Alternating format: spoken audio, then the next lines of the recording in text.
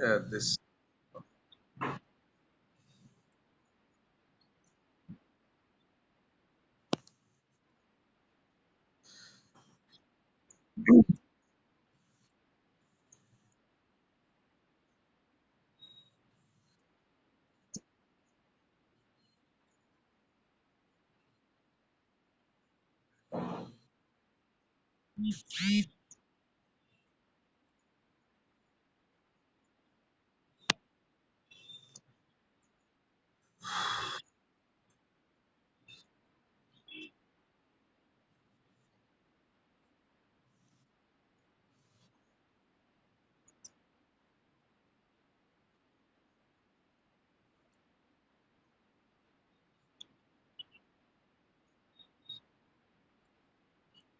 first of all,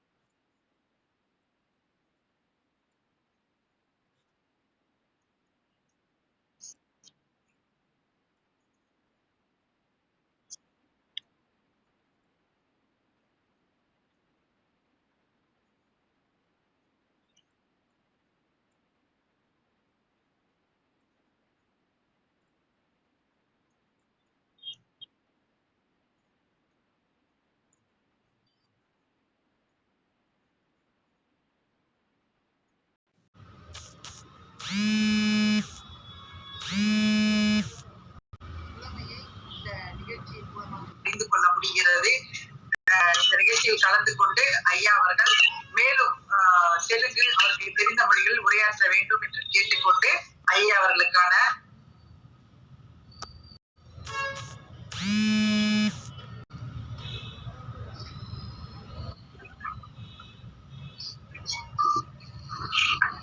ಅವರು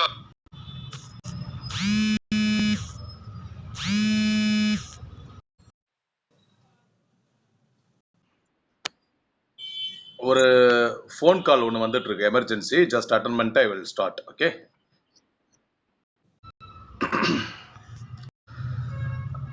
hello, சொல்லுமா. ஒன்றும் இல்லை, வாணியக்கா ஸ்ரீதர் மாமாலாம் வந்திருக்காங்க. சரி அதான் இது வந்து சும்மா பாப்பாவை பார்க்கல, அதனால வந்தாங்க. சரி, அதான் சாப்பிட சொன்னேன்.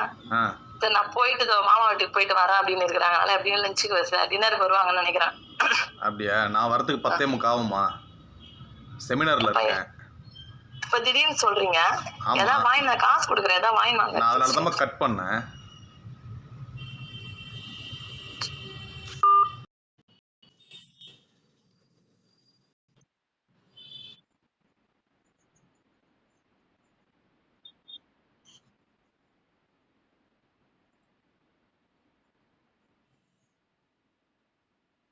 சொல்றேன்.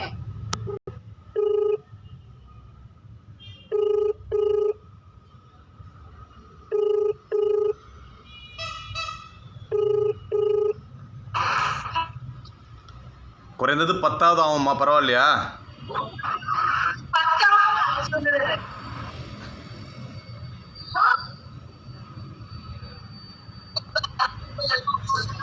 ஆ புரியல. இப்போ முடியாதுமா. இப்போ ஒரு 1 ஹவர் வேலை, முக்கியமான வேலை இருக்கு. நான் முதல்ல சொல்லலாம், அதுக்கு தான் ஃபோன் பண்ணலாம்னு நினச்சேன். திடுதுப்புன்னு நீங்கள் கால் பண்ணுறீங்க. இன்றைக்கி மட்டும் அட்ஜஸ்ட் பண்ண சொல்லு. ஒரு 10 மணிக்கு வந்துடுறேன்னு சொல்லி, இல்லைன்னா அம்மாவை எதாவது பார்த்துக்க சொல்லு. சரி.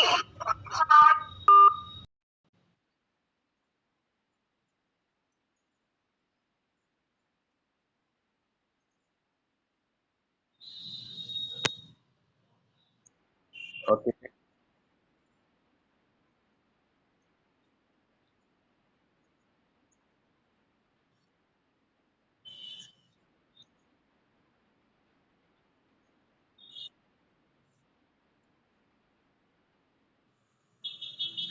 மிக்க மகிழ்ச்சி. எல்லாம் வல்ல இறைவனுக்கு என்னுடைய முதல் வணக்கம்.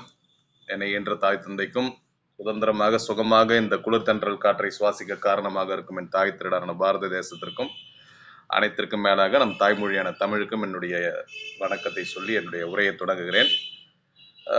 உண்மையிலுமே it's very difficult for me to adjust because this time is very peak time for me. You all know very well that in my profession it's very very difficult to allot the time. But as my good friend and one of the best speakers of Tamil, our Tenmozhi has mentioned very nicely here, just because I'm having more interest towards Tamil, I am talking in interest towards Tamil and Tamil literature. I am spending little more time towards Tamil, and I am speaking here in Tamil also. So here today I am going to talk about a very important Adhigaram. Already have spoken about 5 Adhigarams in this wonderful session. So I take this opportunity to thank and also to congratulate this wonderful event, world record event, which is organizing mainly to discuss about Tirukkural in various languages. Very, very important that, because Tirukkural, even though it is written in, it was written in our own language, Tamil. It's a great language, but all around the world, everyone they have to follow the concepts behind this Tirukkural, because such a great language, so many concepts present in this Tirukkural. Each and every human being in this world must read it, must realize it, and try to follow it. That's very, very important, because everybody can read anything, but how much we are following it, that is very, very important. So, as the organizers have requested me to talk in various languages, already I have talked, first Adhigaram I spoke little bit about in Spanish, and other Adhigarams I have spoken in English and Tamil. And today actually I was planning to talk in Hindi, but unfortunately I was not able to spend more time, because completely from the morning to evening I was totally occupied in my profession. So today also I'm going to talk in English and Tamil only. But definitely in future, the other Adhigarams I will try to speak in Telugu as well as in Hindi, because the both languages I know little bit, and I would like to speak Tirukkural in that languages also, so that people who know that Hindi and Telugu can understand, and they also can understand, and they can realize the concepts behind the Tirukkural. So first Adhigaram I have discussed about Irai Vaalthu, which is very, very important for our human life. And second Adhigaram I discussed about Porul Seyalvagai, because whatever the blessings of the God, whatever the concepts behind that spiritual power we are having to enjoy this life, this materialistic life, we need money. We need that economical wealth to enjoy this life, because without that we cannot buy anything, or we cannot enjoy anything. So that is also very, very important. Now we are realizing it, now we are discussing about that, and in fact most people are mainly concentrating or mainly running behind that only. At present situation, present scenario, people are completely occupied, their mind is completely occupied towards money, because everywhere money is very important, because without money nothing can happen in this world. Like that, this world has completely changed their what you can say, the world is changed like that, the people mentality has changed like that. But that our Valluvar has realized 2000 years back itself, and he has written that Porul Seyalvagai Adhigari, how much wisdom he has got. That is the clear example. Our Valluvar is more superior to any other poets in this world, because before 2000 years itself he has mentioned that Adhigaram. That's why when I was discussing about that Adhigaram, I told very clearly in 133 Adhigarams he has written, and in 133 Adhigarams he has mentioned only one அதிகாரம் about பொருள் செயல் வகை. So what we have to understand, what we have to realize is it's very very important, but it is only, it's not very most important, because many parts of this many dimensions of this life we have, but பொருள் செயல் வகை only has written only one அதிகாரம் and 10 குறள்ஸ் only. That means it's not it cannot be neglected, but at the same time it is not very important. That's what our Valluvar has wanted to realize that. So he has mentioned about that பொருள் செயல்வகை, and I have discussed about that பொருள் செயல்வகை also. And third அதிகாரம் I discussed about the அறிவுடைமை, because அறிவு, that wisdom is very very important. I always say that knowledge and wisdom both are different. Knowledge is collection of facts, but wisdom is how we are applying that facts to improve our own life as well as to help others also, especially our society, the people, the nature, everything around us. So that is for that we require that wisdom. Then only we can understand about what is spiritual life, what is this materialistic life, and how to apply our own knowledge behind it, and how to use it, how to utilize it. So I have talked about that also. Fourth session I have talked about ஆழ்வினை உடைமை. That is very very important, because whatever knowledge we have got, we have to apply it, we have to execute it, because we have to work hard to get the results. And that Digara, when I was discussing, I mentioned about that smart work also, because smart work is more important than the hard work, because hard work never fails. That is the important quote, that is a famous quote we all know very much. But at the same time, nowadays smart work is more important than hard work, because hard work means just without knowing the goal, or without knowing how to apply it, without knowing the technical point of the work, we are doing simply barely without knowing any concept behind that. But smart work means we have to realize for what we are doing, when we have to do. For that also Valluvar has mentioned many adhigarams, especially kalamarital, valiyarital, idamarital. Those adhigarams and all Valluvar is written for smart work only. So I have discussed about that smart work also. I mean ஆழ்வினை உடைமை, in the fourth session I have discussed about that. And finally the last episode I have discussed about very very important, that is மெய் உணர்தல், the realization of the truth. That is very important. That is the concept behind this whole life. We should realize what is the real truth, what is the real truth behind us, what is the real truth happening in within us and also around us. So the real truth is the supreme power, the great almighty. That is the main real power. That is the real truth which is functioning in and around us. It is also functioning within us. Also it is functioning around us. So it is controlling everything in this world, the nature, what all the surroundings, the artificial things, the natural things, everything is because of God only. Because without the almighty, or without the supreme power, or without God's grace, nothing can happen in this world. So I have discussed about that மெய்யுணர்தல், fifth அதிகாரம். And today I am going to talk about a very very important அதிகாரம். And next month is very very important month also. In Tamil month we call it as Puratasi, very very important. And most of the people realize the அதிகாரம் or the importance of this அதிகாரம் when you compare, when you consider that month of Puratasi. So இந்த 5 எபிசோட்லையும் பார்த்தீங்கன்னா நிறைய விஷயங்களை கடந்த 5 வாரங்களாக, கடந்த 5 பகுதிகளாக இந்த திருக்குறளின் பல்வேறு அம்சங்களை பற்றி நான் இங்கே டிஸ்கஸ் பண்ணியிருந்தேன். முதல் அதிகாரமாக இறைவாழ்த்தை பற்றியும், அந்த இறைவாழ்த்தையை எப்படி நம்மளுடைய திருவள்ளுவர் 4 விதமாக பிரிச்சாரு. வான் சிறப்பு, நீத்தார் பெருமை, அரண் வலியுறுத்தல், அது கூடவே சபார்டினேட்டாக கொடுத்து அந்த இறைவாழ்த்து பாயிரம் என்ற பகுதியில் 4 பகுதியாக முழுக்க முழுக்க எல்லாம் வல்ல இறைவனுக்காக இறைவாழ்த்து. அதன் தொடர்ச்சியாக அந்த இறைவனை இயற்கையின் மூலமாகவும் வணங்கணும்னு சொல்லிட்டு வான் சிறப்பு. அதன் தொடர்ச்சியாக நமக்கு முன்னாடி நீத்தார், நீத்தார் என்பதற்கும் பெரியவர்கள் என்பதற்கும் வித்தியாசம் இருக்கு. எல்லா பெரியவர்களையோ அல்லது நமக்கு முன்னாடி வாழ்ந்த அத்தனை முன்னோர்களையோ நம்ம நீத்தார்னு சொல்ல முடியாது. யார் ஒருவர் தனக்கும் உதாரணமாக, இந்த சமூகத்துக்கும் உதாரணமாக வாழ்ந்து நமக்கு வழிகாட்டினாங்களோ அவங்க தான் நீத்தார். அவங்கள தான் நம்ம ஞானிகள் சொல்றோம், சித்தர்கள் சொல்றோம். ஸோ அப்படி நீத்தார் பெருமையை பத்தி எழுதியிருந்தாரு. அரண் வலியுறுத்தல், அந்த நீத்தாரை நம்ம வணங்க விட்டாலும் கூட அந்த வாழ்க்கையின் அறங்கள் என்பது சிலது எப்போதுமே இருக்கு, அது எப்போதுமே இருந்துட்டு இருக்கு. அது வள்ளுவர் பிறக்கிறதுக்கு முன்னாடி அது இருந்தது, அதை வள்ளுவர் எடுத்து நமக்கு கொடுத்தாரு. ஸோ இந்த 4 விஷயங்கள் மூலமாக தான் நம்ம இறைவனை அடைய முடியும் அப்படின்றதுக்கு முன்னோட்டமா ஒட்டுமொத்த அந்த 133 அதிகாரத்திற்கும் ஒரு தலைப்பா, ஒரு வாயில் படியா கொடுக்கப்பட்ட ஒரு மிகச்சிறந்த அதிகாரம் தான் இறைவாழ்த்து. ஸோ என்னுடைய முதல் பகுதியில் அதை பத்தி நான் பேசினேன். அதன் தொடர்ச்சியா என்னதான் இறைவனோட அருள் இருந்தாலும் இந்த உலக வாழ்க்கை நம்ம அனுபவிக்க தேவையான அந்த பொருள், அந்த பொருள் இல்லைன்னா பொருள் இல்லாருக்கு இவ்வுலகம் இல்லை, அருள் இல்லாருக்கு அவ்வுலகம் இல்லை என்று நம்ம வள்ளுவரே சொல்லியிருந்தாரு ஒரு குறள்ல. ஸோ அந்த அளவிற்கு அந்த பொருட்செல்வம் மிக மிக முக்கியம். ஸோ செய்க பொருளை செருணர் செருக்கருக்கும் எஃகதினிற் கூறியதில்னு வழிகாட்டியிருப்பாரு. ஸோ அந்த பொருளுடைய மகத்துவம் என்ன, அதை எப்படி நம்ம ஈட்டணும், அதற்கு வள்ளுவர் காட்டின வழிமுறைகள் என்னன்றதை பத்தி என்னுடைய 2வது பகுதியிலும், மூணாவது இந்த அருளுக்கும் பொருளுக்கும் உள்ள வித்தியாசத்தை நம்ம உணர்ந்து இந்த வாழ்க்கையை எப்படி ஒரு ரயில்வே ட்ராக் மாதிரி நம்ம கொண்டு போகணும். ஏன்னா வாழ்க்கை என்பது ஒரு தண்டவாளம் மாதிரி தான். அதுல 2 ட்ராக்குமே முக்கியம். அதுல ஒரு ட்ராக் நம்ம அடுத்தது என்ன அச்சீவ் பண்ண போறோம், என்ன சாதிக்க போறோம் அப்படின்றது. இன்னொரு ட்ராக் நம்ம என்ன சாதிச்சாலும் என்ன செஞ்சாலும் கடைசியில 0 தான். முடி சார்ந்த மன்னரும் கடைசியில் பிடி சாம்பல் என்ற தத்துவத்தை எப்போதுமே நம்ம மைண்ட்ல வச்சுக்கணும். அதை தான் நமக்கு எல்லாமல்ல ஞானிகளும் சித்தர்களும் வழிகாட்டுறாங்க. அதே சமயத்துல வாழும் ஞானிகளாக இருந்து 2 ட்ராக்லயும் போன மிகச்சிறந்த உதாரணமாக இருந்த நமது தமிழினத்தின் தலைமகன், ஒவ்வொரு இந்தியனின் இதய சிம்மாசனத்தில் அமர்ந்திருக்கும் தங்க மகன், இந்த உலகமே வியந்து பார்த்த ஒரு உன்னதமான மனித பிறவி டாக்டர் அப்துல் கலாம். அவர் எப்படி இந்த 2 ட்ராக்ல நம்ம போக முடியும், ஒரு மனிதன் எப்படி 2 ட்ராக்லயுமே சிறந்து விளங்க முடியும்ன்றதுக்கு ஒரு ரோல் மாடலா நமக்கு வழிகாட்டினாரு. அதுக்கு மிக மிக முக்கியமானது அந்த அறிவு.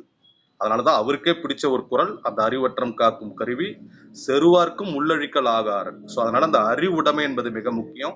அறிவு என்பது வெறும் கல்வி அல்ல. கல்வியின் மூலமாக நமக்கு கிடைத்த தகவல்களை நம்முடைய வாழ்க்கைக்கும் நம்மை சுற்றியுள்ள மனிதர்களின் வாழ்க்கைக்கும் நம்மை வாழ வைத்துக் கொண்டிருக்கின்ற அந்த இயற்கைக்கும் இவை எல்லாத்தையும் படைத்த அந்த இறைவனுக்கும் எப்படி நம்ம அந்த அறிவை பயன்படுத்தி நம்ம வாழறோம் அப்படின்றது பொறுத்துதான். சோ அதனால அந்த அறிவுடைமை என்பது முக்கியம் என்ற அடிப்படையில அந்த 3வது அதிகாரத்தை பத்தி பேசியிருந்தேன். அந்த அறிவு என்னதான் இருந்தாலும் அதை நம்ம செயல் வடிவுல கொண்டு வந்தாதான் வெற்றி கனியை பறிக்க முடியும் அப்படின்ற அடிப்படையில ஆள்வினை உடைமை. ஏன்னா பொறியின்மை யாருக்கும் பழி என்று அறிவறிந்து ஆள்வினை இன்மை பழின்னு சொல்லியிருக்காரு. சோ உடலில் ஒரு ஊனம் இருப்பது அப்படின்றது கூட ஒரு முக்கிய விஷயம் இல்ல, அது ஒரு பெரிய விஷயமே இல்லை. ஆனால் நமக்கு உள்ள நாலேஜை பயன்படுத்தி நம்மளால ஒரு செயலை செய்ய முடியலன்னா அதை விட ஒரு பெரும் பழி எதுவும் இல்லை அப்படின்றத வள்ளுவர் அதுல அழகா வழிகாட்டி இருப்பாரு. சோ அந்த ஆள்வினை உடைமை என்பது அருமை உடைத்தென்று அசாவாமை வேண்டும், பெருமை முயற்சி தரும்ட்டு முயற்சி, தாளாண்மை, வேளாண்மை, உழைப்பு போன்ற பல்வேறு விஷயங்களை பத்தி பேசியிருந்த அந்த ஆள்வினை உடைமையை பற்றி அந்த 4வது அதிகாரமாக பேசணும். இதுல 3வது அதிகாரமாக அந்த ஞான கடவுள் விநாயகர் சதுர்த்தி அன்னைக்கு அதை பேசக்கூடிய ஒரு வாய்ப்பு கிடைச்சது. அது ஒரு கூடுதல் மகிழ்ச்சி. இந்த 4வது அதிகாரமாக இந்த ஆள்வினை உடைமை பற்றி ஆசிரியர் தினத்தன்று பேசக்கூடிய வாய்ப்பு கிடைச்சது. அது இன்னும் சிறப்பு. 5வது அதிகாரமாக இவை அனைத்தையும் நமக்கு கொடுத்த அந்த எல்லாம் வல்ல இறைவனை பற்றிய ஒரு உணர்வு, அந்த மெய் உணர்தல். உண்மையான வாழ்க்கையின் மெய்யே இந்த இறைவன் தான் நமக்கு எல்லாத்தையும் வழி நடத்தினா, இந்த இறைதான் நமக்குள்ள இருந்து எல்லாத்தையும் இங்க செஞ்சுட்டு இருக்குன்றதை நம்ம உணர்றது தான். சோ அந்த அடிப்படையில அந்த மெய்யுணர்தலை பத்தி தெரிந்து கொள்ள வேண்டும் என்ற அடிப்படையில அதை போல மெய்யை உணர்ந்த மகாகவி பாரதியின் நினைவு நாளுக்கு முன்பாக அதை பேசக்கூடிய ஒரு வாய்ப்பு கிடைச்சது. சோ அந்த அடிப்படையில 6வது பகுதியாக 6வது அதிகாரமாக இன்று ஒரு மிகச்சிறந்த அதிகாரத்தோடு உங்களை சந்திக்க வந்திருக்கின்றேன். உலகமெங்கும் இதை பார்த்து கொண்டிருக்கும் அனைத்து தொப்புள் குடி உறவுகளுக்கும், இந்த நிகழ்ச்சியை மிக சிறப்பாக நடத்தி கொண்டிருக்கும் மனிதம் விதைப்போம் அமைப்புக்கும், இதை நேரலையில் ஒளிபரப்பு செய்து கொண்டிருக்கும் தொலைக்காட்சிக்கும், இந்த நிகழ்ச்சியை மிக சிறப்பாக ஏற்பாடு செய்து அதை சரியாக திட்டமிட்டு நடத்தி கொண்டிருக்கும் தோழி தேன்மொழி உள்ளிட்ட அத்தனை அந்த குழு உறுப்பினர்களுக்கும், என்னுடைய அழைப்பு ஏற்று இங்கு இணைந்திருக்கின்ற என்னுடைய இதயத்தின் இயக்கமான உறுப்பினர்களுக்கும் மற்றும் தமிழை நேசிக்கும், சுவாசிக்கும், வாசிக்கும் அனைவருக்கும் என்னுடைய இனிய மாலை வணக்கத்தையும், இன்ஃபேக்ட் இரவு வணக்கத்தையும் சொல்லி இந்த அதிகாரத்துக்குள்ள நுழைகிறேன். ஸோ ரொம்ப ரொம்ப முக்கியமான ஒரு விஷயம், நம்ம வாழ்க்கையில எத்தனை விஷயங்கள் நம்ம செஞ்சாலும், நம்ம மெய்யுணர்தல் அப்படின்றத நம்ம கண்டுபிடிச்சாலும், அனைத்திற்குமே ஒரு முறை அப்படின்றது ஒன்று இருக்கு. For every thing there is a technique. So without the technique we cannot achieve anything in this world, because each and everything is designed like that. It's not because of us, it is because of the Almighty. Almighty has designed it like that only. அதனால தான் பார்த்தீங்கன்னா we have only 24 hours per day and our earth is rotating like east to west. இது மாதிரி சில விஷயங்கள்லாம் வாழ்க்கையில் என்னைக்குமே மாறாது. அந்த மாதிரி அறங்களை மிக அழுத்தமா சொன்ன ஒரு மிகச்சிறந்த ஞானி தான் நமது Thiruvalluvar. So in that way அருளுடைமை அப்படின்றது எந்த அளவுக்கு முக்கியம் அந்த மெய்யுணர்தலுக்கோ, அந்த அருளுடைமையோட முதல் ஸ்டெப்பா இருக்கிறதே இப்ப நான் பேச போற இந்த அதிகாரம் தான். ஆனா இந்த அதிகாரத்தை நான் பேசுறதுக்கு முன்னாடி இந்த டிவி எல்லாம் போடுற மாதிரி அந்த ஒரு நோட்டிபிகேஷன் நான் கொடுத்துட்றேன். இது எந்த ஒரு மதத்திற்கு எதிரானதாகவோ அல்லது தனி மனிதர்களின் சுதந்திரத்துக்கு எதிரானதாகவோ நான் சொல்லலை. இங்க நான் பேச போற அனைத்துமே வள்ளுவர் சொன்னதை நான் இங்க சொல்றேன். Because Valluvar has mentioned very clearly about it. Valluvar has very strongly emphasizing this point. So அந்த அடிப்படையில் பார்க்கும்போது அவர் அர்த்தமுள்ள இந்து மதத்தை தழுவினவராகவும் இருந்திருக்கலாம், சமண மதத்தை தழுவினவராகவும் இருந்திருக்கலாம், ஈவன் அவர் எந்த மதத்தையும் தழுவாதவராக இருந்ததாலும் கூட ஒரு மனிதாபிமானத்தோடு இந்த குறளை அவர் எழுதியிருக்காரு, இந்த அதிகாரத்தை எழுதியிருக்காரு. இந்த அதிகாரம் என்பது இன்னைக்கு காலகட்டத்தில் ரொம்ப முக்கியம். அதுதான் நான் முதல்ல சொன்னேன், புரட்டாசி மாதம் வர இருக்கின்ற இந்த காலகட்டத்தில் அது இன்னும் முக்கியம். ஸோ முதல் குறள்லயே Valluvar's style of writing is the first kural he always mention about what is that. He will just give the introduction. In the other kurals, other 7 or 8 kurals, he will explain it, and the final kural he will give the judgment. So முதல் குறள்ல அவர் அந்த குறளுடைய அந்த அழுத்தத்தை அவர் கொடுத்துருவாரு, அது எதுக்கு அப்படின்றத சொல்லுவாரு. அதுக்கப்புறம் 4-5 குறள்கள்ல அதை முழுமையா நமக்காக விளக்குவாரு. பல்வேறு உதாரணங்கள் மூலமாக, பல்வேறு அணிகளின் மூலமாக, பல்வேறு இலக்கிய சுவையோடு, எதுகை மோனையோடு தமிழ்ல இருக்க பல்வேறு விஷயங்களையும் அதுல புகுத்தி, அதனாலதான் Thirukkural is the great book.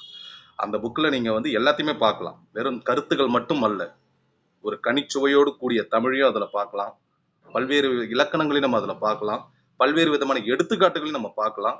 Even பல விஷயங்கள்ல அணிகள்னு சொல்லிட்டு கருத்தை சொல்லாமையே கருத்தை புரிய வைக்கக்கூடிய வல்லமை படைத்த the great saint, the great poet, our great Thiruvalluvar. அந்த அடிப்படையில தான் திருக்குறளையும் நம்ம தேசிய நூலா அறிவிக்கணும்னு we are concentrating on that and we are really working towards it. So அந்த அடிப்படையில் பார்க்கும்போது மிகச்சிறந்த ஒரு புலவராக, மிகச்சிறந்த ஒரு ஞானியாக நமது வள்ளுவர் இங்கே தொடர்ந்து செயல்பட்டு கொண்டிருக்கிறார். ஸோ அப்படி இருக்கும்போது இந்த ஒரு அதிகாரத்துல he has clearly mentioned the importance of assistance from flesh, very very important. அதுல முதல் குறள்ல நான் முதலே சொன்ன மாதிரி ஃபர்ஸ்ட் குறளே தன்னூர் பெருக்கற்குத்தான் பெரிதுவும் உண்மான் எங்கனம் ஆளும் அருள் அப்படின்னு கேட்கிறார். he has asked the question towards the public. இதுல வந்து அவர் கருத்து சொல்லல, நம்மளே நம்ம ஒரு கேள்வி கேட்கிறாரு. இந்த கேள்வியை நம்ம கேட்டுக்கணும். தன்னூர் பெருக்கற்குத்தான் பிரிதுவும் உண்மான் எங்கனம் ஆளும் அருள். What graciousness can one command who feeds his flesh by flesh government?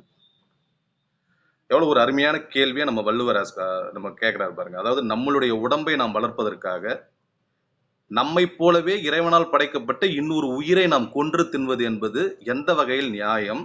அப்படி இருப்பவர்களுக்கு எப்படி அருள் கிடைக்கும்ன்றார். ஸோ அதனால தான் ஐ always mention reading Thirukkural is not important.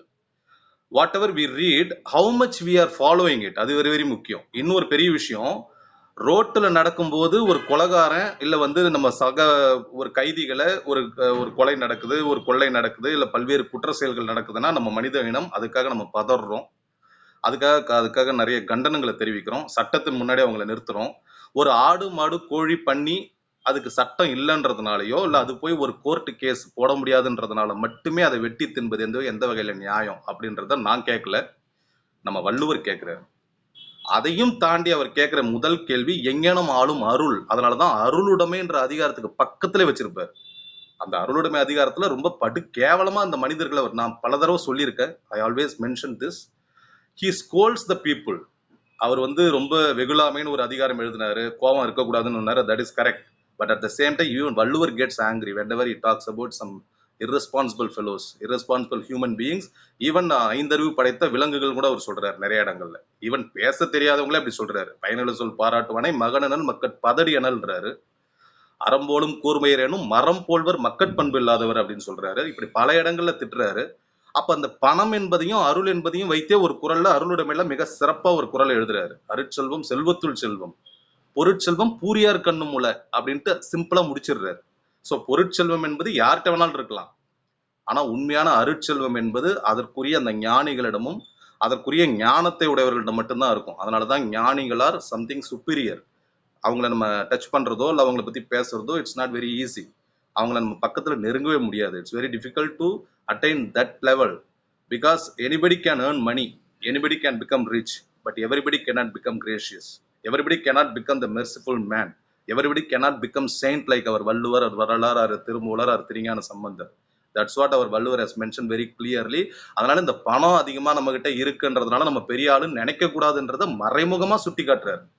ஏன்னா அது நாய் பேயிடம் கூட இருக்குன்றாரு. இப்ப நீங்க லண்டன்ல பாத்தீங்கன்னா இப்ப கிட்டத்தட்ட நம்மளுடைய இப்ப சமீபத்துல நம்ம எல்லாருமே பார்த்தோம், இங்கிலாந்து மகாராணி இறந்துட்டாங்க. இப்ப அதுக்கப்புறம் அந்த பதவி சார்லஸ்ட வந்திருக்குது. அந்த இங்கிலாந்து மகாராணியுடைய அனைத்து சொத்துக்களும் இப்ப சார்லஸுக்கு போகுது. ஒருவேளை அந்த சார்லஸோ இல்ல இங்கிலாந்து மகாராணியோ அவங்க வீட்டு வளர்ப்பு நாய்க்கு அந்த சொத்தை எழுதி வைத்திருந்தால் அந்த நாய் தான் உலகத்திலே மிகப்பெரிய நாய். ஆனா ஒருபோதும் ஒரு வள்ளலார் மாதிரியோ ஒரு வள்ளுவர் மாதிரியோ அவ்வளவு சீக்கிரத்துல எந்த மனிதராலும் ஆயிட முடியாது. ஸோ அந்த அடிப்படையில் தான் வள்ளுவர் கிளியர்லி மென்ஷன் பண்ணியிருக்காரு. ஈவன் டு ஸ்போக்கன் அபவுட் பொருள் செயல் வகையின் ஒரு அதிகாரம். இன் சர்டன் பிளேசஸ் அருட்செல்வம் செல்வத்துள் செல்வம் பொருட்செல்வம் பூரியார் கண் உல அப்படின்னு சொல்லியிருந்தாலும், அருளென்னும் அன்பின் குழவி பொருளென்னும் செல்வச் செவிலியால் உண்டுன்னு பொருளின் மகத்துவத்தை சொல்லியிருந்தாலும், பொருளல்லவரை பொருளாக செய்யும் பொருளல்லது இல்லை பொருள்னு பொருளை பத்தி எம்பசைஸ் பண்ணியிருந்தாலும், இல்லாரை எல்லாரும் எல்வர் செல்வரை எல்லோரும் செய்வர் சிறப்புன்னு சொல்லியிருந்தாலும், ஈவன் அருட்செல்வம் அருளில்லாருக்கு அவ்வுலகம் இல்லை, பொருளில்லாருக்கு இவ்வுலகம் இல்லை அப்படின்லாம் சொல்லியிருந்தாலும் கூட அந்த பொருள் என்பது யாரிடம் வேணாலும் வரலாம், எப்படி வேணாலும் வரலாம். ஈவன் ஒரு கொள்ளைக்காரன் கூட டக்குன்னு அந்த பொருளை, நேற்று நம்மிடம் இருந்த பணத்தை அவன் நாளை கொள்ளடிச்சு அவன் அந்த பணக்காரனா ஆயிடலாம். பட் ஞானிகள் அப்படி ஆக முடியாது, அந்த அருட்செல்வம் ஆக முடியாது அப்படின்றதான் அந்த அருளுடைமைன்ற அதிகாரத்தில் வைக்கிறாரு. இவ்வளவு தூரம் why I am discussing about this, why I am explaining this, because இந்த அருளுடைமைன்ற அதிகாரத்துக்கு அப்புறம் வரிசையா அந்த வள்ளுவருடைய ஸ்பெஷாலிட்டி அதுதான். கிளியர்லி அப்படியே அந்த கண்டினியூஸா அந்த ஆர்டர்ல தெரிஞ்சிடும் what is try to discuss or what is trying to convey. அவர் என்ன சொல்ல வராருன்றதை நம்ம அந்த அதிகார வரிசையில கண்டுபிடிச்சிடலாம். அந்த அருளுடைமைக்கு அப்புறம் அந்த அருளை நம்ம எப்படி அடையணும்ன்றத வரிசையா சொல்லிட்டு வந்து கடைசியில அந்த துறவு ஊழ் மெய்யுணர்தல் அப்படின்ற மாதிரி இந்த அறத்துப்பால் முடியுது. ஸோ அப்படி பார்க்கும்போது அந்த அருளுடைமைக்கு, அந்த அருளை நாம் அடைய வேண்டும் என்பதற்கு பல ஸ்டெப்ஸ் நமக்கு தேவைப்படுது. அதுல ஃபர்ஸ்ட் ஸ்டெப் அவர் கொடுக்கறதே இந்த புலால் மறுத்தல் தான். Abstinence of flesh, very very important. அதை தான் ஃபர்ஸ்ட் குறள்லையும் அவர் கேட்கிறாரு. தன் ஊர் பெருக்கற்கு தான் பிரிதுவும் உண்மான் எங்கெனம் ஆளும் அருள். அப்ப சக மனிதர்களை வெட்டும் போது அவங்களை ஜெயில தள்ளுறோம், சக மனிதர்களை கொலை செய்பவர்களை நாம் கொலைகார பாவின்னு சொல்றோம். ஆனா நம்முடன் வாழும் சக ஜீவராசிகளை வெட்டுபவர்களுக்கு ஏன் நமக்கு அந்த எண்ணம் இல்லை? அப்படி இருக்கும்போது என்ன அடிப்படையில உங்களுக்கு இறை அருள் கிடைக்கும்? அது எந்த வகையில நியாயம்? அது எந்த வகையில அது அது எப்படி நீங்க இறைவனை அடைய முடியும்? இதுல பெரிய கொடுமைகள்லாம் இருக்கு. வெள்ளிக்கிழமை சில பேர் சாப்பிட்றது இல்லை, செவ்வாய்க்கிழமை சில பேர் சாப்பிட்றது இல்லை, ஆனா திங்கக்கிழமை சாப்பிட்டா அது வயிற்றுக்குள்ளதான் இருக்கு. ஸோ ஒரு முக்கியமான நாட்குள்ள அது சாப்பிட்றது இல்லை. எவ்வளவு ஒரு ஃபூலிஷான ஒரு ஹியூமன் மென்டாலிட்டியில ஒரு கட்டமைப்புல நம்ம இருக்கோம். இதை நான் சொல்லல, வள்ளுவர் சொல்றாரு. இது எல்லாத்தையும் சேர்த்துதான் ஒரு கொஸ்டின்ல கேட்கிறாரு. அப்படி இருக்கும்போது இந்த ஒரு குறளை ஃபாலோ பண்ண முடியாத நம்ம நல்லது கெட்டதை பற்றி பேசுவதற்கான அடிப்படை தகுதியை இழக்கிறோன்றதை நம்ம இங்க ஏத்துதான் ஆகணும். பிகாஸ் வள்ளுவர் சொன்ன இந்த புலால் மரத்திலே நம்ம ஃபாலோ பண்ணல, கல்லுண்ணாமையா ஃபாலோ பண்ணல, அப்புறம் வேற எதை ஃபாலோ பண்ணி என்ன ஆக போகுது? So what is the right we have to discuss about good and bad or to pinpoint others mistake? ஒரு கல்லுண்ணாமையே நம்ம பண்ணாதப்போ, புலால் மரத்துல நம்ம செய்ய முடியாதப்போ, உலகில் நடக்கும் இந்த தவறு அது சரி என்பதை சுட்டி காட்டக்கூடிய அந்த ஒரு பேசிக் ரைட்ஸை நம்ம இழந்துடுறோம். இதையும் நான் சொல்லல, வள்ளுவர் தான் சொல்றாரு. ஸோ அந்த அடிப்படையில முதல் குறள்லயே எஸ் நைஸ்லி மென்ஷன்ட் அபவுட் தன்னூன் பெருக்கற்கு தான் பிரிதுவும் உண்மான் எங்கெனம் ஆளும் அருள் என்றாரு. ஸோ அதனால whatever you do good, whatever the great human being you are, whatever the good qualities you have, if you eat flesh you lose all the qualities. So the basic quality is not to eat the flesh அப்படின்னு நான் சொல்லல, Valluvar has clearly mentioned.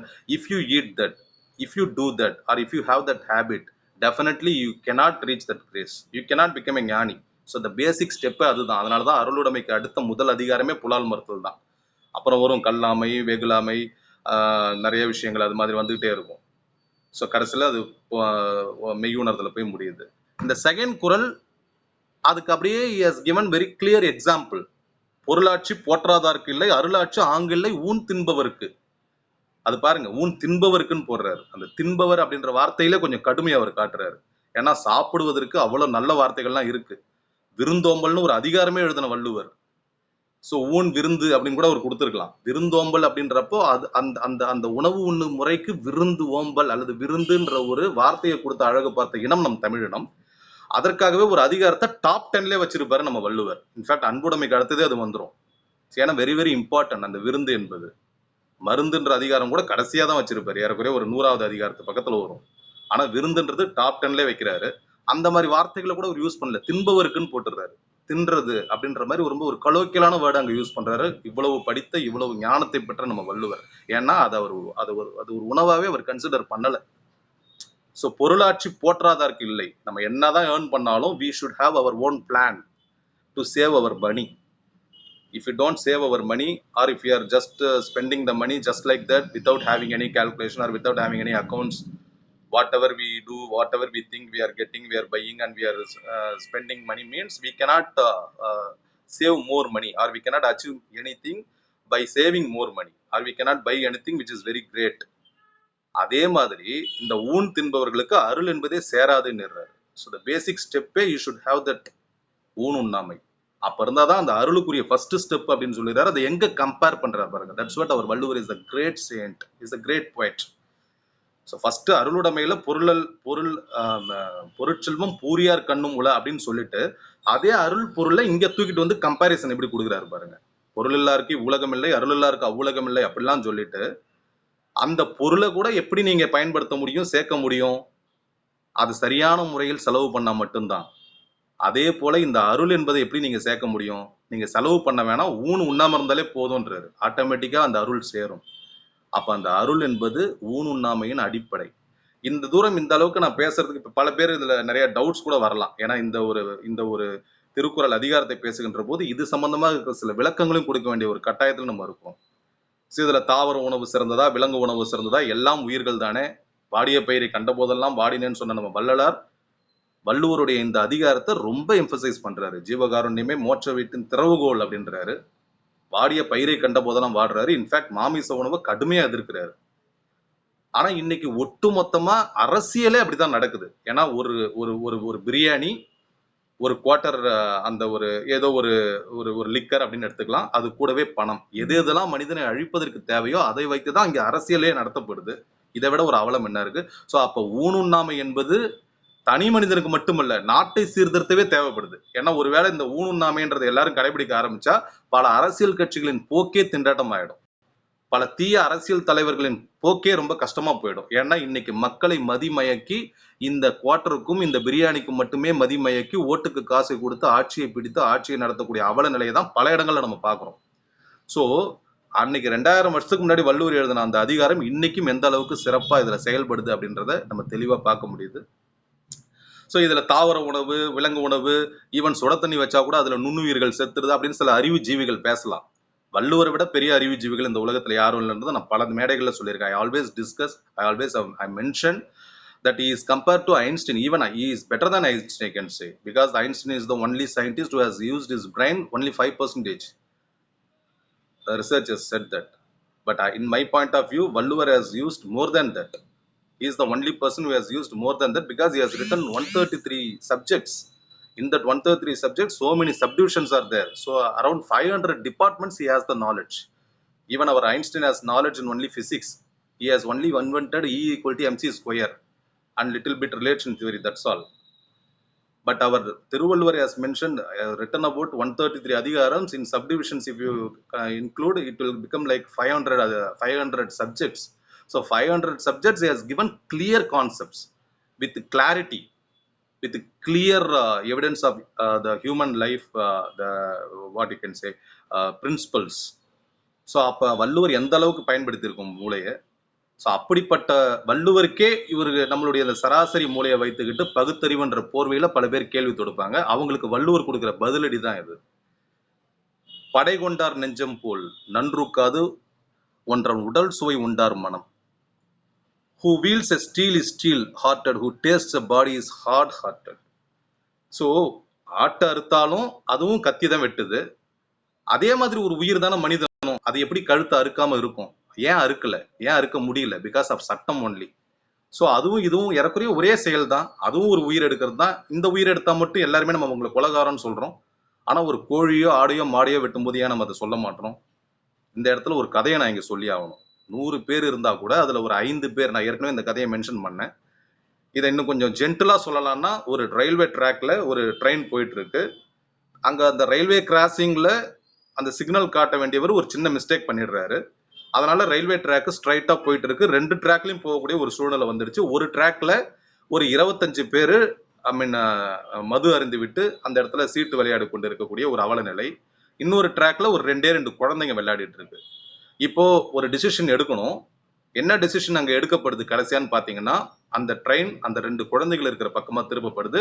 அதுக்கு காரணம் என்ன சொல்லப்படுதுன்னா, அங்கு இறக்க போற உயிர்கள் 2 உயிர்கள், ஆனா இங்க இறக்க போற உயிர்கள் 25 உயிர்கள். அந்த மாதிரி ஒரு கேடுகட்ட அவலமான நிலைமையில தான் இன்னைக்கு இந்த பூமி பந்து சுழலுது. அதனால தான் இது போன்ற அதிகாரங்களை நம்ம தொடர்றதே கிடையாது. இது போன்ற அதிகாரங்களை ஃபாலோ பண்ணணும்னு நினைக்கிறதே இல்லை. என்னுடைய பார்வையில, தனிப்பட்ட முறையில என்னுடைய கருத்தை நான் இங்க பதிவு செய்யறேன். திருக்குறள் பற்றி பேசுபவனாக, ஒரு மருத்துவனாக, ஒரு அகில உலக தமிழ் நண்பர்கள் சமூக இயக்கத்தின் தலைவனாக கூட சொல்லலாம். இந்த அதிகாரத்தை ஃபாலோ பண்ண முடியாத நம்ம எந்த அதிகாரத்தை ஃபாலோ பண்ணணும்ன்ற அவசியமும் இல்லைன்ற, இதையே ஃபாலோ பண்ண முடியாத போது வேற எந்த அதிகாரத்தை ஃபாலோ பண்ணலன்ற கேள்வி கேட்க முடியாத நிலைமையில நம்ம இருக்கிறோம். பிகாஸ் அருளுடைமைக்கு அடுத்த அதிகாரமே இதை வள்ளுவர் வச்சிருக்காரு. Once if you are failing in this, almost we have failed in everything. இதுல நம்ம ஃபெயில் ஆயிட்டோம் அப்படின்றப்ப வேற எதுல நம்ம சக்சஸ் பண்ணாலும் தட் இஸ் வேஸ்ட். அப்ப இதுல ஃபெயில் ஆகும்போது வேற எதுல ஃபெயில் ஆனாலும் நம்ம அதை பத்தி கேட்கக்கூடிய ஒரு தார்மீக உரிமையை நம்ம இழக்கிறோம். அப்ப அங்க என்ன பதில் சொல்லப்படுதுன்னா, இங்க 2 உயிர்கள் தான் இறக்குது, இங்க 25 உயிர்கள் இருக்குது. ஆனா அந்த 25 உயிர்கள் நாட்டிற்கு எந்த வகையிலும் நன்மை செய்யாத உயிர்கள், மது அறிந்து கொண்டிருந்த உயிர்கள், சீட்டாடி கொண்டிருந்த உயிர்கள். ஆனால் இந்த 2 உயிர்கள் நாளைக்கு ஒரு அப்துல் கலாமா மாறி இருக்கலாம், ஒரு அன்னை தெரசாவா மாறி இருக்கலாம். ஆனாலும் அங்க நம்பர்ஸ் தான் பேசப்படுது. அதே மாதிரி தான் இன்னைக்கு 100க்கு ஒரு 95 பேர் கோவணம் கட்டி கொண்டிருந்தால், ஒரு 5 பேர் வேட்டி கட்டி கொண்டிருந்தால் கூட அந்த 95 பேர் செய்வது சரி என்கின்ற ஒரு நிலைமை வந்து விட்டது. அப்படிப்பட்ட ஒரு அவல நிலைமை தான் இந்த ஊனுண்ணாமையில இங்க இருக்கு. எத்தனை கடைகளை நம்ம பார்க்கிறோம். ஒரு 6 மணி 7 மணி ஆச்சுன்னா ஒரு ஷாப்பிங் நம்ம போனோம்னா எத்தனை கோழிகள் தொங்குது, எத்தனை ஆடுகள் தொங்குது கழுத்தறுக்கப்பட்டு. அது ஏதோ ஒரு குடும்பத்தோட தலைவனா கூட இருக்கலாம்ல. இத நம்ம உணர்வு ரீதியா உணரக்கூடிய அளவுக்கு கூட இல்லாத அளவுக்கு நம்மளுடைய மனமும் மூளையும் மழுங்கடிக்கப்பட்டிருக்குதுன்னு சொன்னா, நான் சொன்ன இந்த 2 கதைகள் தான் அதுக்கு காரணம். வேற ஒண்ணுமே இல்லை. ஏன்னா வள்ளுவர் இதை 2000 வருஷத்துக்கு முன்னாடி சொல்றாரு. வள்ளுவர் சொல்ற பல்வேறு கருத்துக்களை நம்ம ரெஃபரன்ஸா எடுக்கிற நம்ம இந்த ஒரு குறளுக்குள்ள ஏன் நுழையவே மாற்றோம்? ஒன்லி ஃபார் புரட்டாசி மந்த் மட்டும்தான். அதிலே பல பேர் வெளியில போயிட்டு அது மாதிரிலாம் பல இது தனி மனித சமூக கோளாறுகள், மனித குறைகள் அப்படின்னு பல்வேறு விதமா எடுத்துக்கலாம். அதுல பல பேர் கேட்கறது எதுக்கு இவ்வளவு தூரம் I'm explaining this because only having that 6 senses he will ask the question towards the fellow has got 10 senses. Valluvar எல்லாம் பாத்தீங்கன்னா என்ன கேட்டீங்கன்னா 10 அறிவு அவருக்கு, வாளறிவன். நான் முதல்ல have given the explanation in the first அதிகாரம் itself. What are the 10 அறிவு, what are the 10 senses? நம்ம 6 அறிவு இருந்தாலும் நமக்கு 5 அறிவு மிருகங்களை தான் பல இடங்கள்ல நம்ம வாழறோம். ஆனா 6 அறிவை தாண்டி 7ஆம் அறிவை தாண்டி 8ஆம் அறிவை தாண்டி 9ஆம் அறிவை தாண்டி 10வது அறிவை பெற்ற கற்றதனாலான பயனன் போல் வாளறிவன் நற்றார் துறரார் எடின் அப்படின்ட்டு குறள் எழுதின வள்ளுவரை பார்த்து இவன் கொஸ்டின் கேட்பான். அப்ப பாக்டீரியா சாவது தப்பு இல்லையா? மரம் செடி கொடிகளுக்கு உயிர் இல்லையா? மரம் செடி கொடிகள் என்பது ஓரறிவு தாவரங்கள், அவை வெட்டினாலும் திருப்பி முளையும். ஒரு ஆடு மாடு கோழியை வெட்டினா அந்த உயிர் அன்றோடு அழிக்கப்படுது. First point. அந்த ஆடு மாடு கோழிகளை நம்ம வெட்டும் பொழுது அதனுடைய வலி என்பது, துடிப்பு என்பது அந்த ஆன்மாவால் உணரப்படுது. Second point. அந்த ஆடு மாடு கோழிகள் அதற்கென்று ஒரு குடும்பத்தை உருவாக்கி அதோடு வாழுது. நம்ம பல இடங்கள் அதை பார்க்க முடியுது. ஒரு நாள் car ஷெட்ல when I was parking my vehicle in my car, in car shed, ஒரு கோழி அப்படியே பயங்கரமா பறந்து வந்தது. நான் ஓடுறேன், என்னை தொருத்திட்டு வருது. அப்பதான் அந்த கோழி குஞ்சுகள் அது போட்டிருக்கு. ஸோ அந்த அளவுக்கு தாய்மை உள்ளத்தோடு நம்ம மனிதர்கள் மட்டும் இல்லை, விலங்குகள் வாழுது, கோழிகள் வாழுது. இவன் சிம்பிளா அந்த கோழியை இவனுடைய அந்த நாக்கு ருசிக்காக ஆசைப்பட்டு அதை குருமாவாக்கிடுவான். ஆனா அந்த கோழி குஞ்சுகளை பத்தி கவலை இல்லை. ஆனா மனுநீதி சோழன்ட்டு ஒரு தேர்காலில் விழுந்த அந்த ஒரு பசுமாட்டிற்காக, அந்த பசுமாடு அந்த மணியை அடிச்சதுக்காக அதற்காக நியாயம் கொடுத்த இனத்துல பிறந்ததான் பெருமையா மார்த்தட்டிக்கிறோம். சிபி சக்கரவர்த்தின்னு புறாவுக்காக தோலை அறிஞ்சு கொடுத்ததா பெருமையா மார்த்தட்டிக்கிறோம். அந்த அளவிற்கு வாழ்ந்த ஒரு இனத்துல நம்ம வாழ்ந்திருக்கிறோம். ஆனா எத்தனை பேர் நம்ம இந்த உடல் சுவை கொண்டார் மனம் அப்படின்ற மனநிலையில இருந்து நம்ம விடுபடுறோம்? அது எவ்வளவு கஷ்டமான வேலையா போயிடுது. ஏன்னா நான் சொன்ன அந்த 2 ஸ்டோரிஸ். இந்த ட்ராக்ல போகும்போது 100த்துல 95 பேர் செய்தால் தவறா இருந்தாலும் அது சரி, 5 பேர் செய்தால் சரியா இருந்தாலும் தவறு என்ற ஒரு கேடுகட்ட மனப்பான்மையில இருந்து நம்ம விடுபடணும். இதை தான் வள்ளுவருங்க ரொம்ப அழுத்தமா பதிவு செய்யறாரு. இந்த அதிகாரம் வெரி வெரி இம்பார்ட்டன்ட் அதிகாரம். இதை பத்தி நம்ம பேசாம இதை பண்ணிக்கிட்டு நம்ம இறைவனோட அருளை பெறணும்ன்ற நினைப்பு வர்றதே தவறு. குறைந்தபட்சம் குற்ற உணர்ச்சியாவது இருக்கணும். சுட தண்ணியில பாக்டீரியா சாவுது, அதனால அதுவும் உயிர்கொலை தானே. புல்ல நமக்கு நசுக்கும் போது புல்லு சாவுது, அதுவும் உயிர்கொலை தானே. விதண்டாவாதம் பேசுபவர்களுக்கு சரியான சவுக்கடியை பல குறள்கள்ல கொடுக்குறாரு வள்ளுவர், பல இடங்கள்லயே கொடுக்குறாரு. இந்த அதிகாரத்துல மட்டும் இல்ல. He is nicely scolding the ஐந்தறிவு human beings in various Thirukkurals. So அப்படி பார்க்கும்போது இதுல தெளிவா இஸ் மென்ஷனிங், படை கொண்டார் நெஞ்சம் போல நன்றூக்காது ஒன்றன் உடல் சுவை உண்டார் மனம். ஒரு உடம்பை வெட்டி கொன்றவனுக்கு எப்படி ஒரு போர்க்களத்துல ஒரு எதிரியை வெட்டி வீழ்த்துபவனுக்கு எப்படி ஒரு நல்லது நினைக்க முடியாதோ, அல்லது ஒரு கொலைகாரனுடைய நெஞ்சில எப்படி ஒரு கருணை இருக்காதோ, அப்படிதான் ஏறக்குறைய நம்மளும் கொலைகாரங்க தானே. அப்படி பார்க்கும்போது இதை எப்படி நியாயப்படுத்தலாம்? இதுல ஹலால் அப்படின்னு சொல்லிட்டு ஒரு மெத்தட் வேறு ஒரு சில மதங்களில் சொல்லப்படுது. நான் மதத்திற்கு எதிராக நான் அதை பேசல. ஆனால் அது சொல்லப்பட்டதோட நோக்கமே தெரியாம அது நிறைய நெய் ஊத்தி செய்யற பிரியாணின்னு சொல்லிட்டு சாப்பிடுற பல பேரை நம்ம இங்க பாக்குறோம். ஒரு நண்பன் அது மாதிரி கேட்டான். எனக்கே ரொம்ப காமெடியாவும் இருந்தது, வருத்தமாவும் இருந்தது. இந்த ஹலால் முறையில் செய்யப்பட்டது என்னன்னே தெரியாம அந்த ஹலால் அவன் நிறைய பேர் நினைச்சுக்கிறான் அதுல நிறைய நெய் ஊத்தி செய்வாங்க. அது கிடையாது. ஹலால் என்பது இட்ஸ் அரேபியன் வேர்ட். வேற வழி இல்லாம இந்த தவறை நாங்கள் செய்கின்றோம், எங்களுடைய வயிற்றுக்காக நாங்கள் செய்கின்றோம், இது தவறுதான், எங்களை மன்னித்து கொள்ள வேண்டும் என்று அந்த மிகப்பெரிய ஞானி வழிகாட்டியதன் பேரில் அந்த உயிருக்கு எந்த வலியும் இல்லாமல் அந்த உயிரை கொன்று தின்பது தான் ஹலால்னு சொல்றோம். இதுவே தெரியாம அந்த ஹலால் முறையில் செய்யப்பட்டது என்னன்றதே தெரியாம அவன் சாப்பிடுவான். அது ஒரு எக்ஸ்ட்ரா டேஸ்ட் இருக்குன்னு நினைச்சு போய் சாப்பிடுவான். ஆனால் அதையும் அவர்கள் மன்னிப்பு கேட்டுவிட்டு தான் செய்கிறார்கள். அந்த வகையில் அவர்களை நாம் ஓரளவுக்கு ஏற்றுக்கொள்ளலாம். அப்போ எல்லா ஞானிகளுமே இதை ஏதாவது ஒரு வகையில அதை வலியுறுத்தி தான் இருக்காங்க. வேற வழி இல்லாத பட்சத்தில் மட்டும்தான். அப்ப குறைந்தபட்ச குற்ற உணர்வு கூட இல்லாமல் இந்த ஊனுண்ணம் செயலை நாம் செய்து கொண்டிருப்பது எந்த வகையில் நியாயம்? அதனால ஒரு தனி மனிதனாக வருகின்ற இந்த புரட்டாசி மாதத்திலாவது குறைந்தபட்சம் 1 மாதமாவது இந்த உயிர்களுக்கு ஒரு விடுதலை நாம் கொடுப்போம். நம்ம கூட வாழற உயிரினங்களை நம்ம சுதந்திரமா வாழ வைக்கலன்னா நமக்கு என்ன மனம் அது? What is a nature? அப்புறம் என்ன நம்மள மனிதத்தன்மை நம்ம பேசிக்கிறது? இதுல என்ன 5 அறிவு 6 அறிவு பெருமை வேற? 6 அறிவு என்பதே பிற உயிர்களை கொல்லாமல் இருப்பதுதான். அதனால்தான் வள்ளுவர் இங்க ஊனுண்ணாமைன்னு ஒரு அதிகாரம் எழுதியிருக்காரு. he has also mentioned கொல்லாமை. அது ஒரு தனி அதிகாரம்.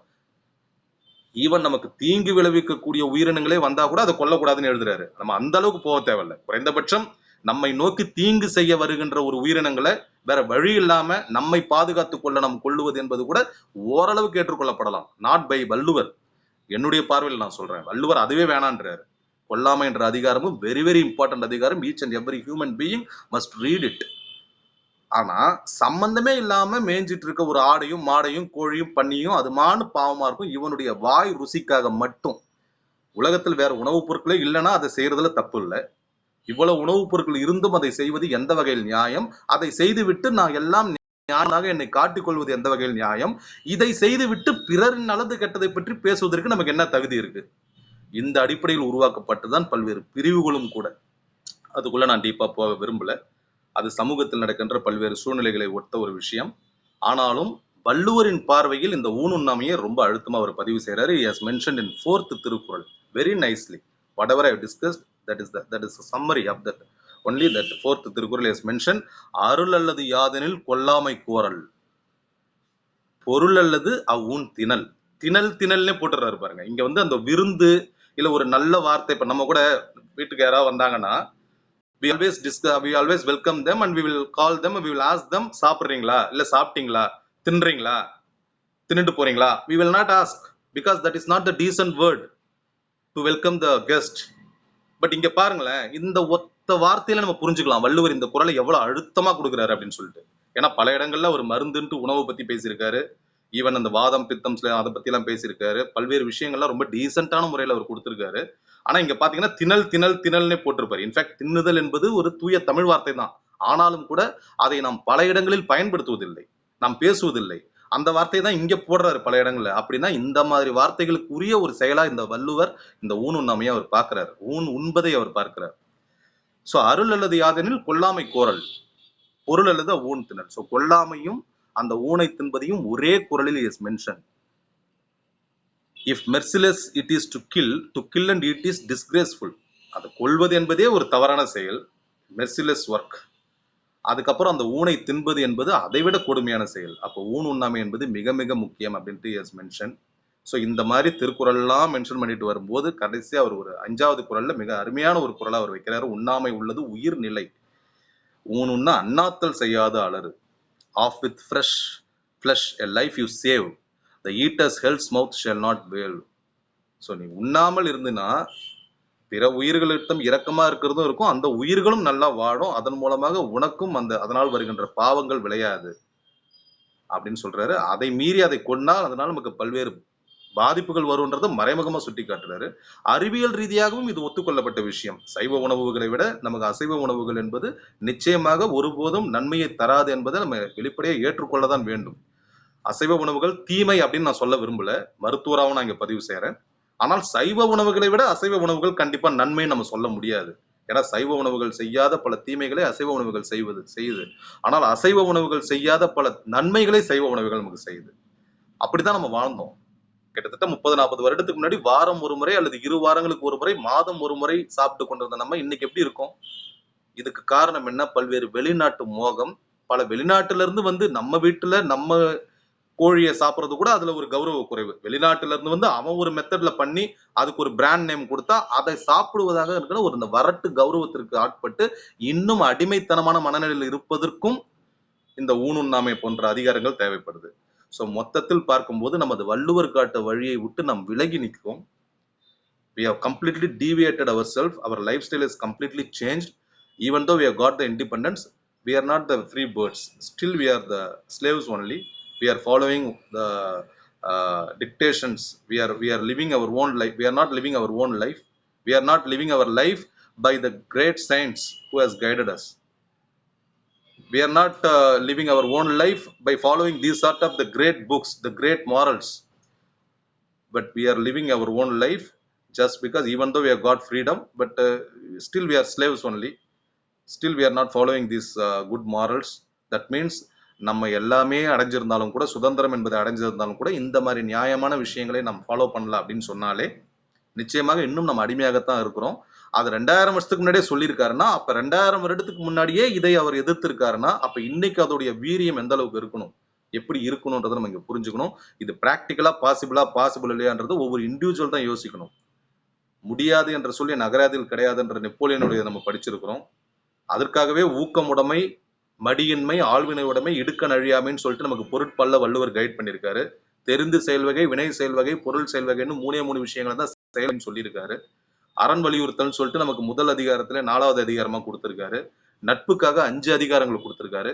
உடைமைகளாக 10 உடைமைகளை கொடுத்திருக்காரு. அன்புடைமை, அருளுடைமை, அடக்கமுடைமை, ஆழ்வினை உடைமை, அறிவுடைமை, பண்புடைமை, புறவுடைமை, ஒழுக்கமுடைமை, ஊக்கமுடைமை, நானுடைமைன்னு சொல்லிட்டு இத்தனை கைட் பண்ண வள்ளுவர் ஊனுண்ணாமைன்னு ஒன்று ஏன் எழுதணும், கல்லுண்ணாமைன்னு ஒன்று ஏன் எழுதணும், சூதுன்னு ஒன்று ஏன் எழுதணும்? இந்த 3மே மனிதனுக்கு தீமை செய்யக்கூடியது.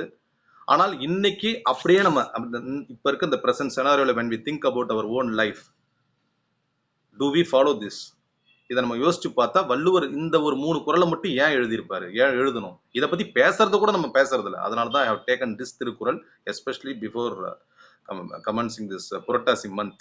At least now we should realize, ஒரு சுத்தி இருக்கின்ற சக உயிர்களை கொன்று தின்பது என்பதை விட ஒரு கொடுமையான, கேவலமான, பகுத்தறிவற்ற செயல் வேற எதுவுமே கிடையாது. அதுக்கு 1000 காரணங்கள் நம்ம சொன்னாலும் இதை நான் சொல்லல, வள்ளுவர் சொல்றாரு. அப்ப இப்படிதான் இதை நிறுத்துறது. The next குறள்ஸ் is clearly mentioning that. I will just wind up because time is running away. திணல் புரட்டால் கொள்ளாத உலகெனில் யாருக்கும் விலை புரட்டால். what a beautiful Thirukkural. One of the best Thirukkurals in ஒட்டுமொத்த திருக்குறளை நான் சொல்லுவேன் அது. Because he has given the clear wisdom, he has given the clear idea how to overcome this. Not only for this, anything we can follow this, anything we can apply this. இப்போ ஒரு கல் உண்றாங்க அப்படின்னா மக்களே திருந்திட்டாங்கன்னா, திருடனா திட்டம் போட்டு திருடுற கூட்டம் திருடிக்கொண்டே இருக்கின்றது, அதை சட்டம் போட்டு தடுக்கின்ற கூட்டம் தடுத்து கொண்டே இருக்கின்றது. திருடனாய் பார்த்து திருண்டாவிட்டால் திருட்டை ஒழிக்க முடியாது. பட்டுக்கோட்டை கல்யாண சுந்தரம் எழுதினார் அந்த பாட்டை. ஸோ அது மாதிரி திருடனா பார்த்து திருந்திட்டா திருட்டுன்றது நடக்காது. ட்ரிங்க் பண்றவங்களா பார்த்து நிறுத்திட்டா ட்ரிங்க்ஸ்ன்றது கடைகள் டாஸ்மாக்னு சொல்லிட்டு கவர்மெண்ட் விற்காது. புகைப்பிடிப்பவர்கள் தானாக நிறுத்திவிட்டால் புகை சிகரெட் என்பது வியாபாரமே நடக்காது. அதுபோல ஊன் உண்பவர்கள் அந்த ஊனை வெறுத்து விட்டால், வள்ளுவர் சொன்னதை ஏற்றுவிட்டால், அருளுடைமைக்கு இதுதான் அவசியம் என்பதை உணர்ந்து விட்டால், மற்ற உயிர்களுக்கும் இறைவன் படைத்த அனைத்து படைப்புகளுக்கும் நம்மை போல் இந்த உலகில் வாழ்வதற்கு ஒரு உரிமை இருக்கிறது என்பதை மானசீகமாக உணர்ந்து விட்டால், நம்முடைய கருவை எடுத்து முட்டையை பிளப்பது போல ஆஃப் பாயில் போட்டு சாப்பிட்டால் எப்படி இருக்கும் என்பதை நாம் உணர்ந்து விட்டால், நம்மை தெருக்கடையில் கழுத்தை வெட்டிவிட்டு தொங்க விட்டு அதை 4 பேர் பார்த்து கொண்டு சென்றால் எப்படி இருக்கும் என்பதை நாம் உணர்ந்து விட்டால், நம் உடம்பை வெட்டி சாய்த்து அதை அப்படியே சுட சுட மசாலா தடவி பொரித்து சாப்பிடுவது எப்படி என்பதை நாம் உணர்ந்து விட்டால், நிச்சயமாக இட் இஸ் பாசிபிள். கண்டிப்பாக அதை அடைய முடியும். கண்டிப்பாக அது நமக்கு தேவையில்லை என்ற எண்ணம் நமக்கு வந்துவிடும். அதைத்தான் வள்ளுவர் இங்க சொல்றாரு. திணல் பொருட்டால் கொள்ளாது உலகெனில் யாருக்கும் விலை பொருட்டால் ஊன் தருவாரேல். None would kill and sell the flesh for eating if they don't wish. So it's in our hands. நம்ம தான் அதை முடிவு எடுக்கணும். அதை ஒரு கொள்கையாவே நம்ம எடுத்துக்கலாம். கண்டிப்பாக நம்ம உயிருக்கு அதனால எந்த ஆபத்தும் விளையாது. கொஞ்ச நாட்கள்ல கொஞ்சம் கஷ்டமா கூட இருக்கலாம். அதை நம்ம நினைச்சா மீட்க முடியும். ஒருவேளை நாம் அதை செய்ய வேண்டிய சூழ்நிலைக்கு தள்ளப்பட்டாலும், பல்வேறு சூழ்நிலைகள் இருக்கு. நல்லா மாறணும்னு நினைப்பான். ஆனா ஃபேமிலி மெம்பர்ஸ் அன்னைக்குதான் ஒரு சிக்கன் 65 வேணும்னு கேட்பான். நல்லா மாறணும்னு நினைப்பான். அன்னைக்குதான் ஒரு ஃப்ரெண்ட்ஸ் கூட போகும்போது வேற பார்ட்டியில அதை சாப்பிடக்கூடிய ஒரு சூழ்நிலை வரும். எஸ், பல டிஃபிகல்டிஸ் கண்டிப்பா இருக்கும். ஆனா இந்த ஒரு விஷயத்துக்கு இவ்வளவு முக்கியத்துவம் கொடுக்கணும்னா கண்டிப்பா கொடுக்கணும். Because it is not the opinion of doctor Kalaivendhan, it is the opinion of our great saint, the great Valluvar. Because next to அருளுடைமை ஹஸ் மென்ஷன் திஸ். கரெக்டா அருளுடைமைக்கு அடுத்ததாவே இதை வச்சுட்டாரு. ஏன்னா இதுதான் பேசிக். ஸோ அதன் தொடர்ச்சியாக மிக சிறந்த ஒரு குறள் செய்யிரின் தலைந்த முக். Last 3 kurals are the climax. In fact very very nicely Valluvar இதை வந்து ரொம்ப கனிவா has mention all the points. Request பண்ற மாதிரி கேட்டிருப்பாரு. லாஸ்ட் 3 திருக்குறள் அந்த ஜட்ஜ்மெண்ட். இதுல மட்டும் பாத்தீங்கன்னா கடைசி 3 திருக்குறளுமே ஜட்ஜ்மெண்ட் தான்.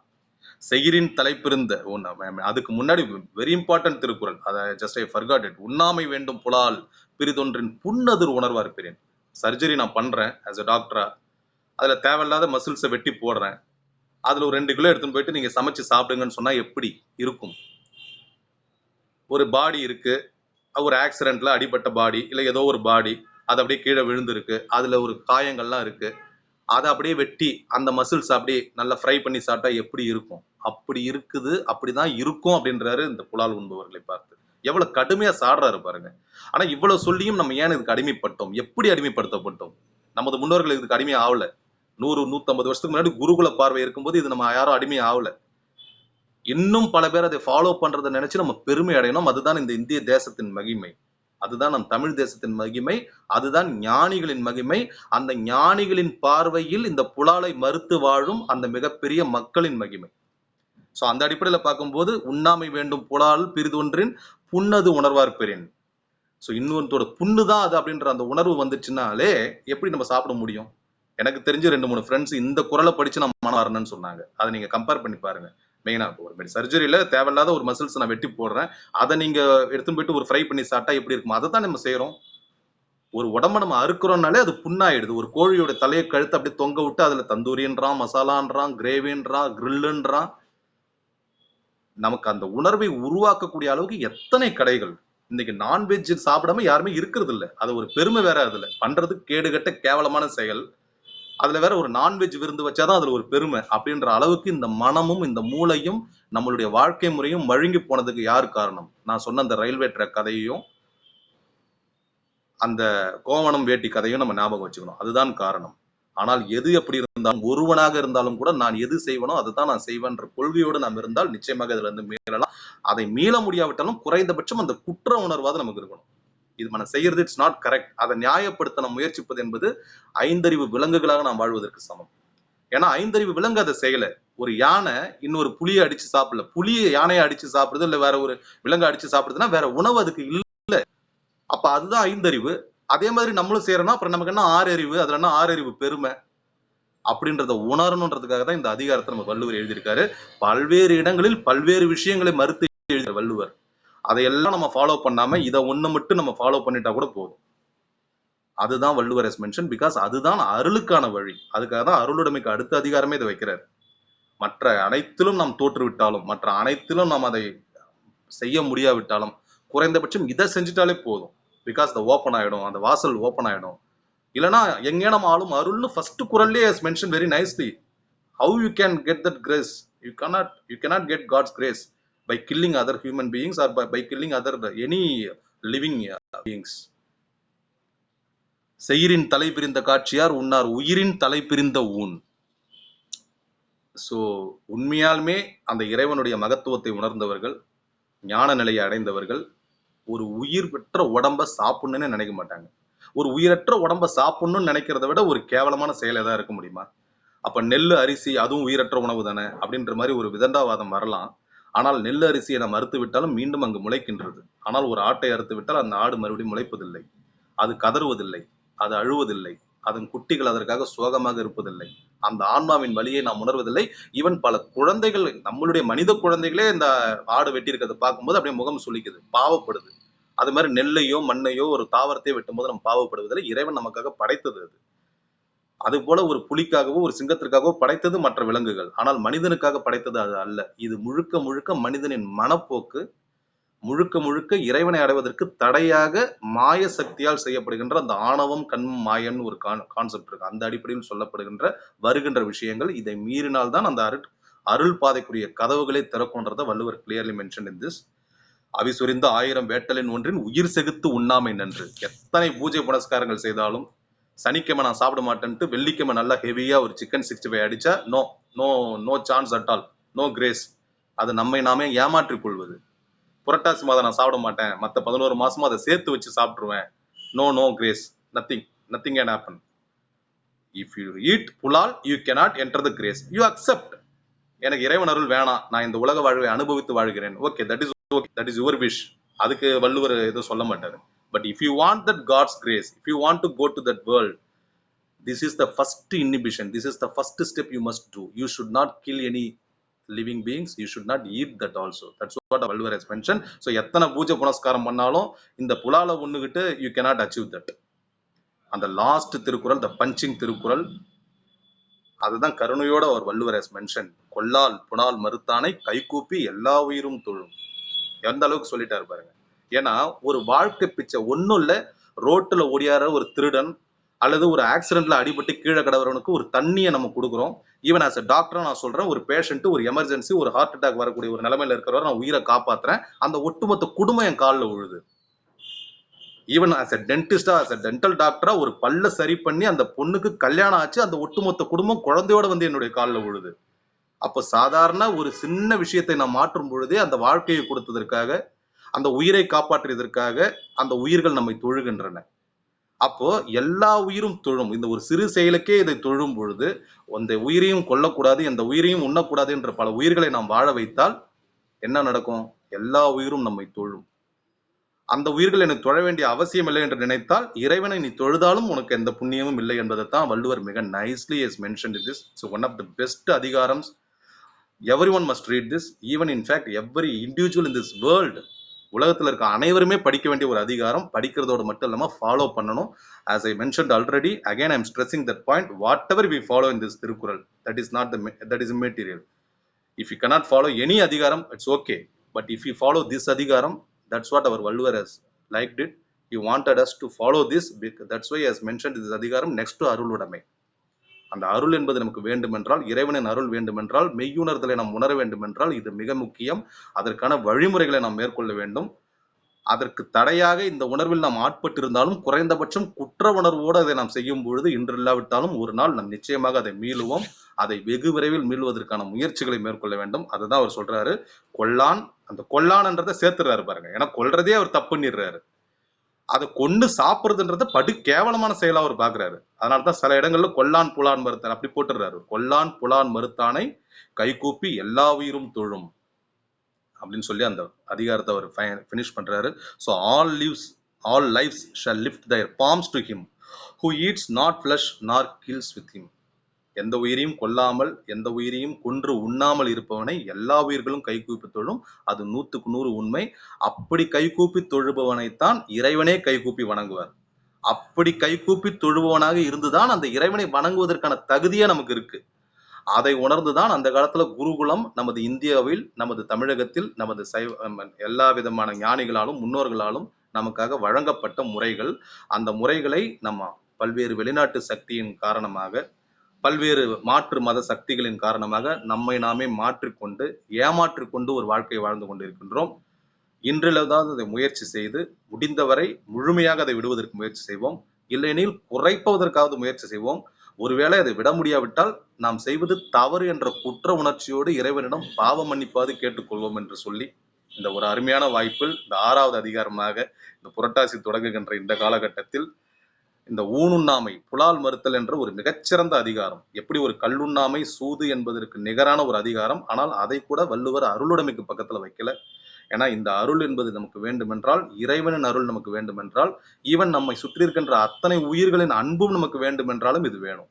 ஏன்னா எந்த பாவமும் செய்யாமல் வாயில்லை என்பதற்காக மட்டுமே, வாயுள்ள ஒரு ஜீவனை கொன்றால் அதற்கு சட்டம் இருக்கு என்பதற்காக மட்டுமே தண்டிக்கப்படக்கூடிய மனித இனம், வாயில்லை என்பதற்காக மட்டும் அதை வெட்டி தொங்க விடுவது என்பது எந்த வகையிலும் நியாயம் இல்லை. ஒருவேளை இதற்கு ஒரு சட்டம் போட்டால் நிச்சயமாக அப்போது இந்த மக்கள் ஏற்றுக்கொள்வார்களோ என்பது தெரியவில்லை. ஆனால் அந்த சட்டத்தை தான் நமது வள்ளுவர் சத்தம் இல்லாமல் போட்டிருக்காரு 2000 வருஷத்துக்கு முன்னாடி. ஆனா அந்த சட்டம் என்பது இந்த வாழ்க்கையை நாம் அனுபவித்து வாழ அல்ல, இந்த வாழ்க்கையும் தாண்டி இருக்கின்ற ஒரு மிகச்சிறந்த வாழ்க்கை. அந்த வாழ்க்கை இறைவனால் மட்டுமே தான் கொடுக்க முடியும். ஈவன் இந்த வாழ்க்கைக்கே ஒரு இனிமையான, ஆரோக்கியமான, சுத்தமான, சுகாதாரமான வாழ்க்கை வாழ்வதற்கு இது மிக அவசியம். அதுக்கெல்லாம் அடிப்படையான ஒரு உதாரணத்தை மட்டும் சொல்லி என்னுடைய உரையை நிறைவு செய்யறேன். நாம் அனைவரும் கடந்த 2 வருடங்களாக அனுபவித்த அந்த கொரோனாவிற்கு அடிப்படையே இதுதான். இந்த ஊனுண்ணாமையில் வந்ததுதான் அந்த கொரோனாவே. ஏன்னா பல்வேறு